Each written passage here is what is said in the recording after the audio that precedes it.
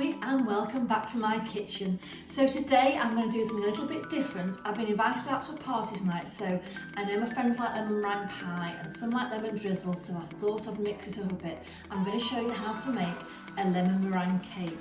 So the first thing I'm going to do is do the lemon curd, because I want a nice fresh lemon curd to go in the centre, but I want it cold, so I'm going to make it, put it in the fridge, and then we're going to do the sponge.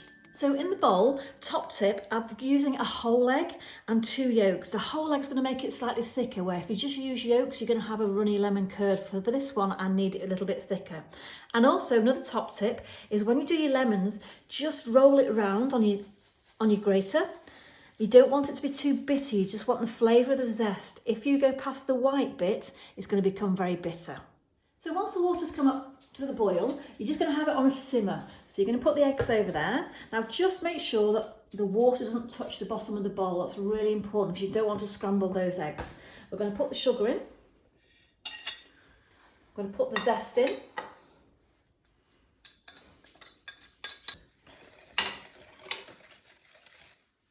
And then the juice. I'm going to keep stirring that for about 10 minutes until it thickens. So once that's gone to a nice thick consistency, we're going to take that off the heat.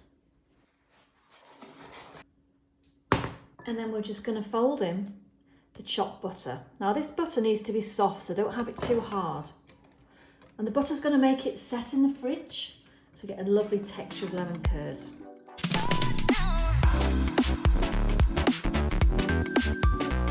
So I'm just putting that into another bowl just so it'll cool down quicker. I'm going to put some cling film over the top, but not on top of the lemon curd, not on top of the bowl. That way it's not going to skin over, you're not going to waste any. Also, you can strain it to get the zest out, but it's so fine. I quite like that zest in there because it adds to the flavour. So let's get on with the sponge now. Now this is really quick and easy, so we're just going to get some soft butter. Now really important, it's nice and soft. And we're going to pop that into the machine. You can do it by hand, but I've got to use a machine. So just chop that up into pieces. I'm going to pop that into the machine.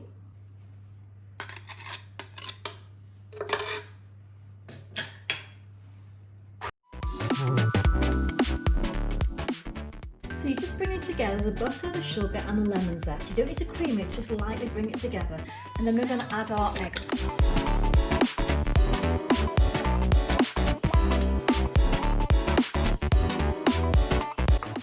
And you're going to put your baking powder and your flour together and add that.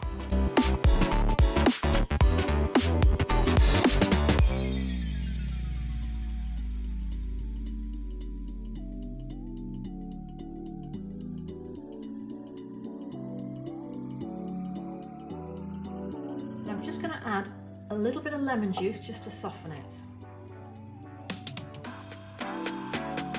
So divide that up into 3 cake tins, and that's going to go into the oven for 25 minutes on 180 degrees. So where they're cooking in the oven, we're going to get the lemon drizzle done. So I've got some lemon juice in here and I've got some sugar.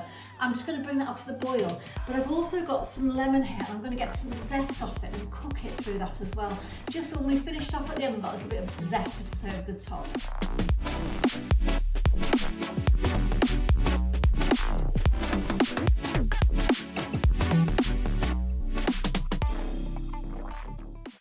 Up to the boil. So once that's boiled, add the zest, shimmer it round, and then you're going to take it off the heat. Turn the heat off. So once that's sat there for 5 minutes, I'm just going to turn the heat up, bring it back up to the boil, and take it off again once it's boiled, and do that 4 times in total. And that'll just be enough then to cook that zest. We'll strain it off, and then we can use the juice of the cake, and the zest can be for the garnish.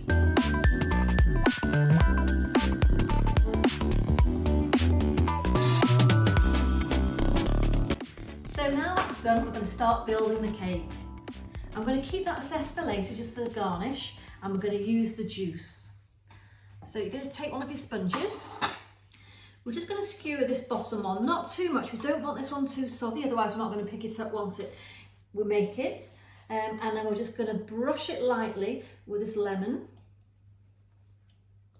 just to give a nice flavour. Then we're going to get our lemon curd we made earlier. Now you can see that's nicely set. There's no skin on there with the cling film. I'm going to put a nice layer. So I'll just cut that in half. Half on the bottom, half on the middle. Spread that round. So you could make this just with 2 layers and put the meringue over, but I want some height in my gateau today, so I'm going to do a 3 layer, make it really nice and tall. So I'm going to soak this, just give it another prod, and a lot of juice in this middle layer because it doesn't matter if this one's quite soggy, it'd be nice.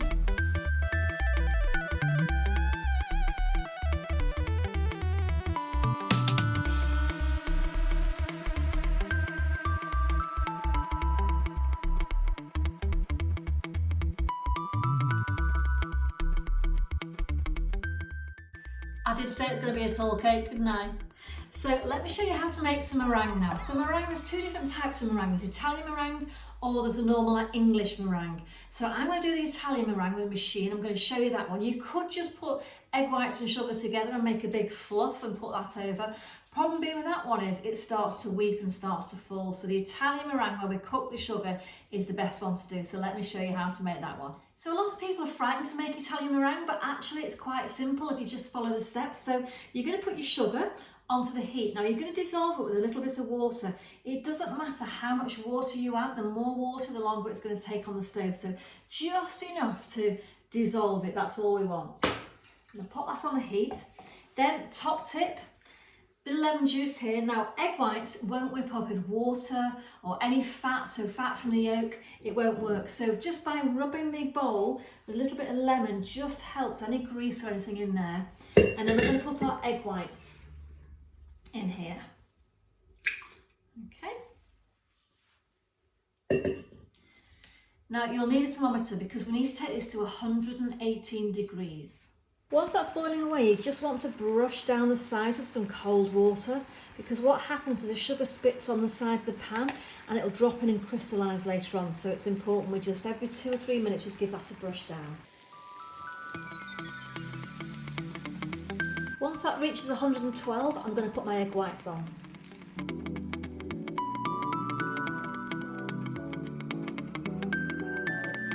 Once that's 118, just going to pour that sugar down the side of the bowl. Just be careful it doesn't spit out at you.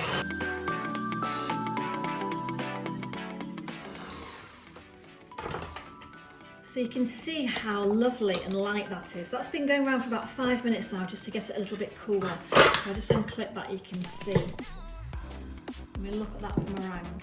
Nice and solid, it's just holding its shape, and that's because we've cooked it. So now it's time to get the meringue on, make it look gorgeous.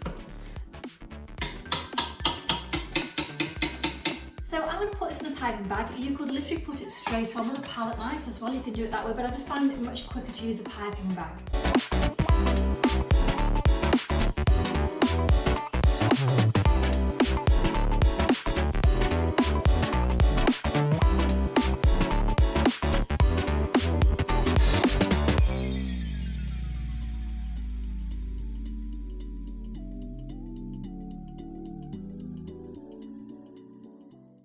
Or if you're not very good at piping, just flatten that out. Bring it around the edges. And then just spike it. I actually like this, I think it's really nice, it looks meringue.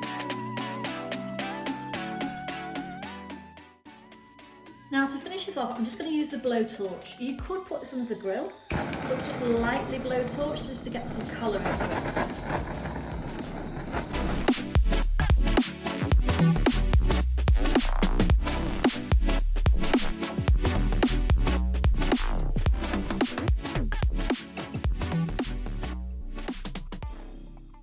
So I know there's a few elements to this, but it's well worth the wait, I'm telling you. So thank you so much for joining me. Thumbs up if you like it. Please subscribe and I'll see you on the next one. Bye for now.